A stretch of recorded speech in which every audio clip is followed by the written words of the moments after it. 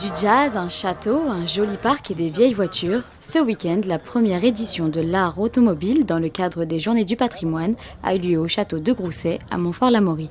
L'idée, c'est de présenter au plus large public et pas nécessairement un public de connaisseurs concernant l'automobile de collection, le fait que l'automobile peut avoir une dimension patrimoniale, puisque si on remonte au début du XXe siècle, qui sont un petit peu les débuts de l'automobile, il y avait énormément d'artisans, que ce soit des selliers, des carrossiers, des ingénieurs, qui géraient la dimension artisanale de l'automobile.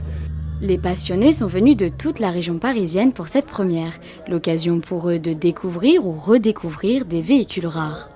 J'ai remarqué le carré voisin, qui est quand même assez... c'est des voitures vraiment très rares, qu'on voit très peu, généralement à l'occasion de concours. Après, moi, à titre personnel, j'ai une préférence pour les Facel Vega. J'ai remarqué la Facel 2, qui était vraiment dans un état exceptionnel. Autre véhicule remarquable, la reconstitution de la Voisin qui a battu le record du monde de vitesse à l'autodrome de Montlhéry en 1927. C'est une voiture qui a entièrement disparu et j'avais un moteur, c'est un moteur 6 cylindres, 6 litres, avec un pont arrière. Et puis je me suis dit, tiens, ce serait marrant de reconstruire cette voiture qui a disparu complètement.